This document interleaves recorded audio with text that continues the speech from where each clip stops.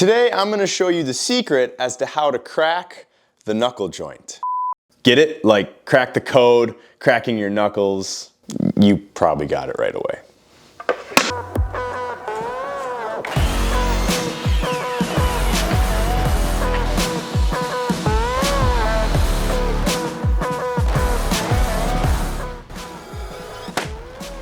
When you first start woodworking, creating a box is probably one of the best places to begin. And 10 months ago, that's exactly what I did. However, over time, your skills start to grow and you start looking for bigger challenges. And this is the next step up. The first step was to measure and cut the 4 sides of the box. The 2 longer sides I cut to 8.5 inches and the shorter sides to 6 inches.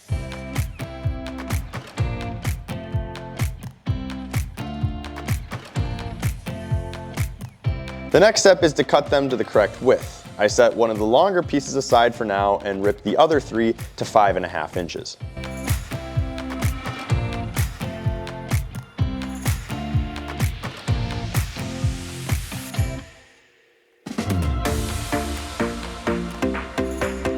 I then grabbed the long piece I set aside earlier and measured the thickness of the lid.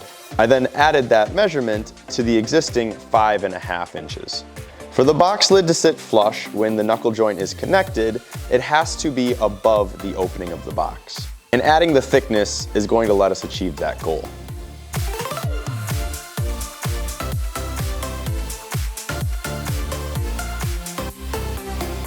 Next, I had to lay out the box, and keeping the sides in the same order, I laid them out and used tape and a marker to label each side so I knew which ones were going to be connected with each other.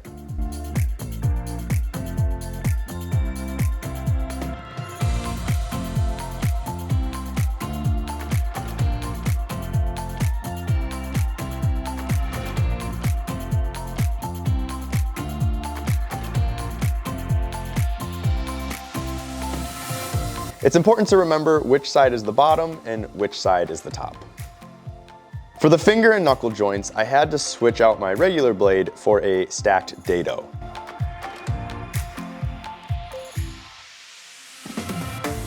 I went with 3/4 inches for the stack thickness.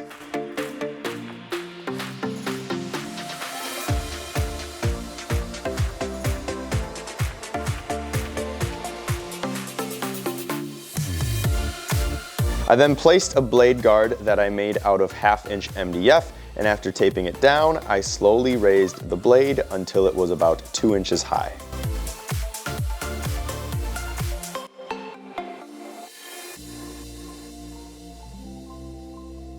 This finger jig that I bought a while back makes it extremely easy to get a tight joint. The only setup that's required is setting the metal feet to the same width of the stack. I usually eyeball it, but if you don't trust yourself to do that, you can always use a caliper as well. The next step is to position the feet exactly 1 step over from the stack.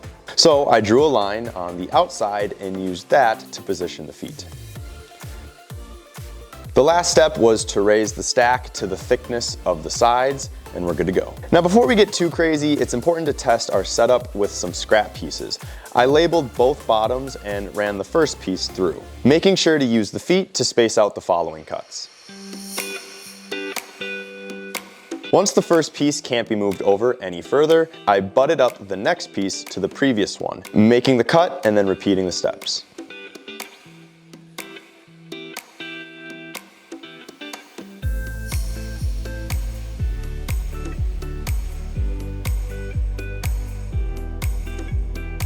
Once it's finished, I check the fit, and would you look at that? Snug as a bug in a rug.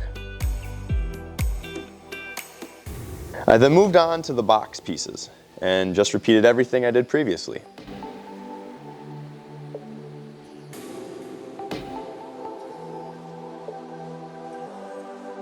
The important part is keeping the same numbers aligned when cutting a new piece. This will ensure that all of the sides will line up perfectly.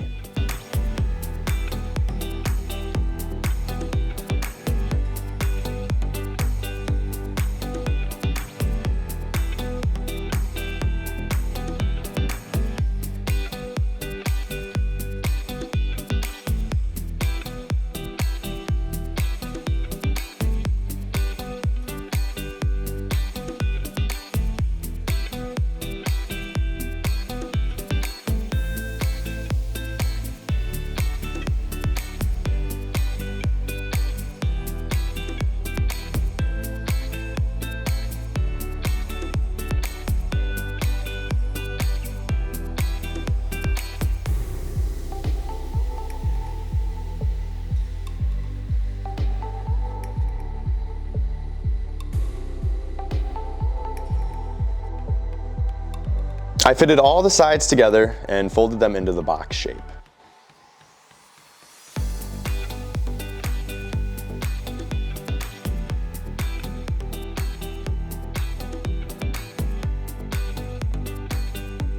I then grabbed the lid and placed it on top to check how it lined up with the back piece. I then removed the lid and set the back piece aside. To cut the lid to size, I simply lined it up and marked the edges of the box.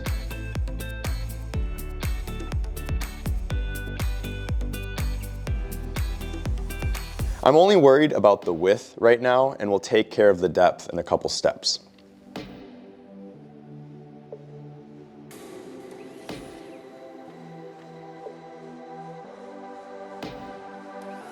But moving on, I took the lid and back side of the box and got ready to run them through the router table. Okay, let's put that back. Anyways, using a 1/2 inch round over bit, I ran the lid and the top of the back side through both sides.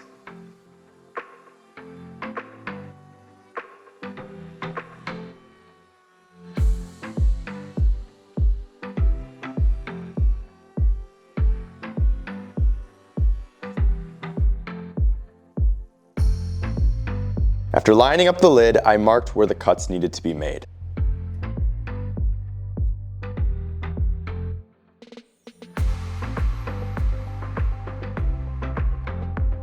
And to make it easier for all of you, I decided to go back over it with a Sharpie and shaded in the spots that needed to get cut out with the stack.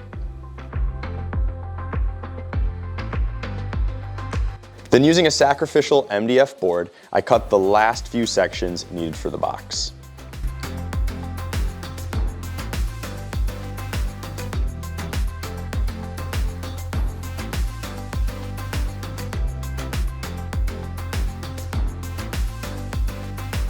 As I glue the pieces together, I just wanted to say that if you made it this far, I really appreciate it and would love for you to join this growing community. I started woodworking about a year ago, and it would make my day if you hit the subscribe button and join me on this journey. Plus, if you have any really fun builds you want me to try out, leave them in the comments below.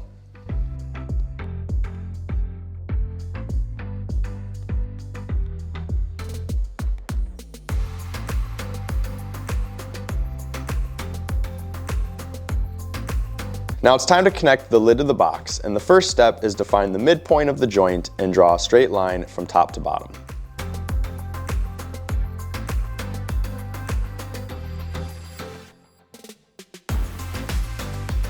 Next is to take it to the drill press and bore out a 1/4 inch hole all the way through. It is possible to do this step with a hand drill, but it needs to be perfectly vertical, which is why the drill press is useful. To secure the lid, I will be using a 1/4 inch aluminum rod, but before I cut into it, I checked to make sure that it was able to slide through the different parts.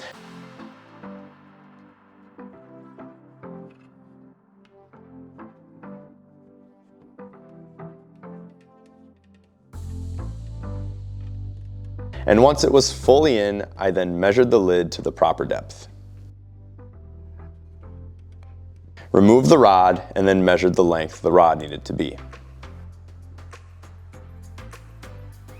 I cut the lid first and then moved on to the rod. Because it's aluminum, I was able to use my miter saw. However, I tried to cut it way too fast, causing it to fly off the table. But don't worry, I'm okay. Yet, I could have been safer. That's better.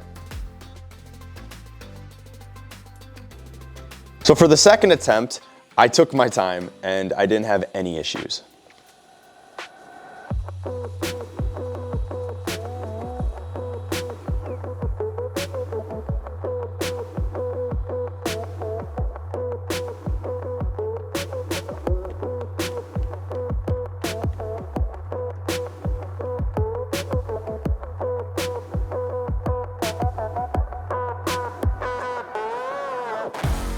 There were a couple gaps that needed to be filled, so I took care of those with some glue and sawdust.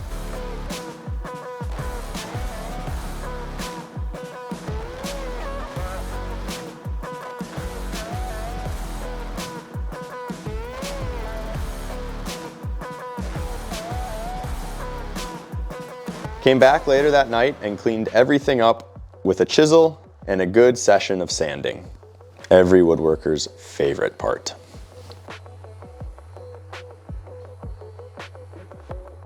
Now my real favorite part, adding the finish. I just love how it brings out the grain.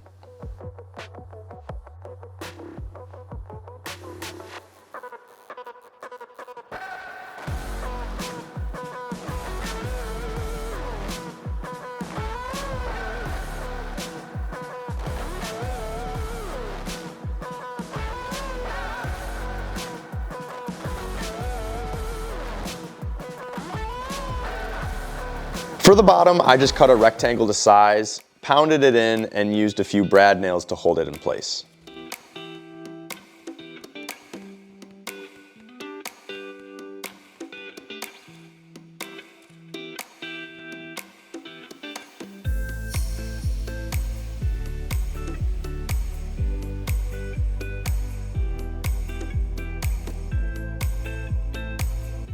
And here's how it turned out.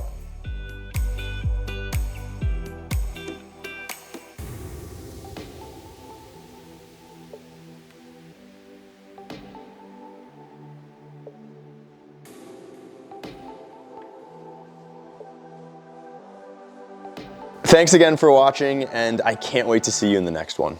Peace.